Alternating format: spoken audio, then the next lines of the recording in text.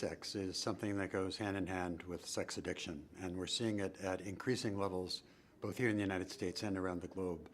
Chemsex is simply the use of specific drugs or combinations of drugs in conjunction with sexual behavior to enhance the experience, but users quickly find there's a pretty high price to pay for the use of those drugs. The drugs usually involved in chemsex are methamphetamine, which is a stimulant that's extremely powerful in terms of releasing dopamine in the brain. It creates a very intense high and increased sexual desire, but it has very serious long-term damages. Other drugs typically used are a drug called GHB, or gamma hydroxybutyrate. That's a club drug that is used as an anesthetic, and chemsex users use it to temper or kind of soften the harsh effects of methamphetamine. But it's an extremely dangerous drug because you can overdose very easily. It's a liquid that can be combined, and the difference between becoming intoxicated and overdosing is very small. So that's one that's we keep our eyes on. Other drugs include sometimes marijuana, drugs like Viagra, because methamphetamine actually, despite the increased sexual desire, makes it hard to get an erection, and a combination of other drugs. In the UK, we see an additional one called mephedrone, which we don't see so much here in the United States, along with ketamine, which is another anesthetic. We see some, but not so much. So typically what happens is that drug users employ these drugs, methamphetamine, GHB, and whatever else they have, in addition to sex, in these long kind of chemsex parties. These are facilitated largely these days by apps on the internet. So people, and the community I work with, are men who have sex with men, or gay, bi, trans men who hook up on hookup apps like Grindr or Scruff. And there's actually a code embedded in the profiles on those apps, so people can find other chemsex users. Those include things like PNP, the letters PNP, which stand for party and play, which quickly indicate to someone that they're not only looking for sex, but they're looking for drugs as well. Other things like capital T, representing Tina, or for methamphetamine, or coded words like in the clouds. So drug users can quickly find not only a sex partner, but can hook up with drugs as well. What happens typically when you inject these drugs or take these drugs is that there's a pretty dramatic effect quite quickly. With methamphetamine, people usually start by smoking or snorting. The men that I work do quickly work up toward injecting drug use, the slang word for that being to slam the drug. And that, of course, gives a very dramatic and powerful effect. What happens when you take methamphetamine? Someone once described it as putting your gas pedal to the floor. It just puts your body into a fight or flight mechanism so that you're constantly alert, your pupils get big, your senses get heightened, and your heart starts to race, and people get very, their blood pressure goes up, people get very aroused and sensitive to stimuli. And so that state persists for 4, 5, 6 days as drug users continue to use these in these chemsex parties. And that has pretty serious physical consequences in terms of potential heart risk. You can imagine if you're stimulating your heart that much. So people do get heart attacks, they have strokes, they have pulmonary hypertension, infections of the heart muscle, and other things. So there's really serious complications with that. Psychologically, it's also quite dramatic. Methamphetamine particularly, and these chemsex drugs will increase, they work by releasing dopamine in the brain. Dopamine is the brain's reward center, so it's natural rewards that keep our species alive. Things like having food, feeling bonded in a group or a family, having sex, things like that that are necessary for us to survive. The brain is designed to give us little bits of dopamine, which makes us feel good. Drugs like methamphetamine take that system and hijack it by these supercharged amounts of drugs that hit the brain and release a torrent of dopamine that causes this like very dramatic euphoria for the users.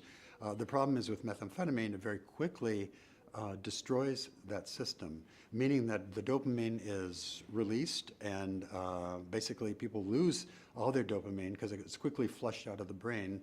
And when that happens, if we have no dopamine or no way to regulate the dopamine, it's very difficult to have any kind of positive feelings. People get hopeless, people become suicidal, People can't manage their feelings at all. They become what we call anhedonic and unable to experience pleasure. They become very impulsive. And so it's a quite difficult process to get over in terms of recovery. And that makes methamphetamine a little bit different than other drugs as well. And so when that dopamine is depleted, it's very difficult for people to get back on the wagon and start to move into recovery. There's one further damage that methamphetamine does that impacts the trajectory of the recovery, and that is that when it sits on those dopamine receptors in the brain, and that's how it works, it blocks the receptor, and then there's dopamine available to process and make the user feel euphoric. When it sits on those receptors, it actually destroys those receptors. It's neurotoxic. And so by using meth consistently over time, people are actually destroying the brain's ability to distribute dopamine. And as I mentioned before, when that happens, there's a lot of emotional and psychological consequences. The good news is that those neural pathways regenerate. The bad news is it takes up to 2 years for those to come back to normal. So in that period of time, people are struggling. They may be clean. They may not be using the drug at all, but they're still having a lot of the consequences in terms of mood, cravings, impulsivity, and so on. So it makes methamphetamine recovery a really difficult process. It absolutely can be done, but it's complicated for sure. In terms of meth and sex, meth and sex fuse so that users become dependent on this intoxicated state to get aroused. And it leads to some bad things in terms of an inability to maybe have good judgment. People do a lot of hookups. They have a lot of anonymous sex. We know that people with methamphetamine or using methamphetamine have higher rates of unprotected receptive anal intercourse, which is highly dangerous in terms of being susceptible to HIV or Hep C. And so we see a correlation of a lot of increase of those viruses among people who party with chemsex. We see other complications, perhaps more serious for recovery, in that because chemsex and meth become so fused, if we get someone into recovery where they're not using those drugs, almost always their sexual desire goes with it. And that becomes a real problem for long-term recovery because people can't find any way to have sexual desire without using the drugs. And so one of the challenges we have as clinicians is getting people through that difficult phase when they're having all kinds of drug triggers and cues without using, and getting them to somehow reintroduce sexual behavior at the appropriate time without being triggered to use the drugs. Because those, when they become fused, if the drug goes, the sex goes, but if you get a drug cue, you often get a sex cue. Or if you find yourself attracted to someone, you may get a real strong drug craving as well. So the two go hand in hand, and we have to try to differentiate those over time. And that takes patience and a lot of group therapy and individual therapy as well. One of the things I found working with this population is that there's a tremendous loneliness out there. There's a need for connection. And methamphetamine allows people, because it disinhibits, it increases sexual desire, it gives people kind of a false courage, a chemical courage. It allows them to kind of be themselves sexually and connect with other people. And so if we take that drug away, people are back to dealing with their inhibitions, their feeling not good about themselves, maybe having low self-worth, and they have to deal with all those issues in order to really connect in a healthy way, both sexually and intimacy-wise with other people. A couple tips I can recommend for this recovery stage. One is when, in that initial period, if people give up the drugs and they lose their sexual desire, to just go with it. I think it's perhaps a useful thing to have a window where you're not worried about sex, because sex is such a problem in terms of triggers and cues. If you're not feeling sexual desire, it's on the shelf, leave it there and deal with your drug recovery and get really stable in terms of the drug itself. When the time comes to reintroduce sex in a healthy way and even intimacy, that can be done in stages, and that takes a lot of work, as I mentioned. Some other pitfalls that people have along the way is that they really need to grieve this process of meth sex. For some people, at least initially, they describe it as the hottest sex they've ever had. It's very exciting, very stimulating. It quickly deteriorates because their lives become unmanageable. They have physical consequences. But initially in the therapeutic process, we need to be able to honor their feelings of loss I've had many clients say they're going to be doomed to a life of boring, kind of vanilla sex if they have sex at all, and they feel kind of hopeless about that. And that's just not the truth. People can be as sexual as they want in a very sex-positive way, but it's very important that their sexual activity stays clear of the areas that were connected with methamphetamine or other drugs used in chemsex.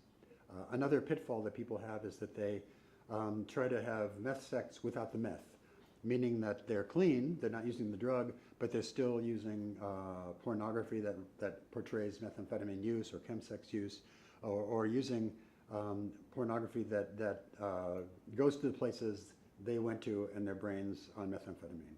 And that's just, even though they're not using the drug, it's keeping all that alive.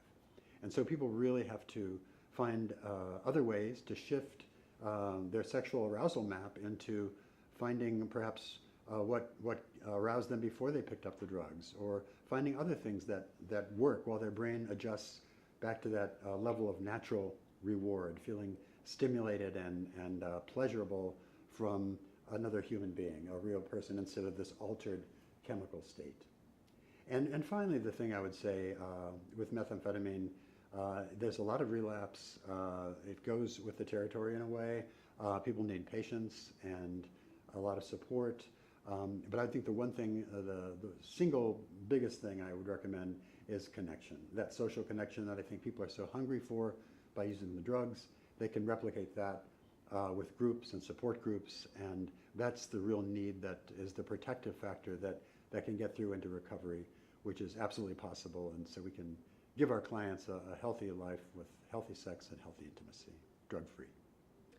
So I'd like to recommend my book, which is called Lust, Men, and Meth, A Gay Man's Guide to Sex and Recovery, which deals with this issue of sex and meth addiction and how to treat it clinically. It's also been very useful for clients and other drug users themselves. That's available on Amazon or at my website, which is David-Fawcett, and that's David-Fawcett, F like Frank, AWCETT.com. Thank you so much.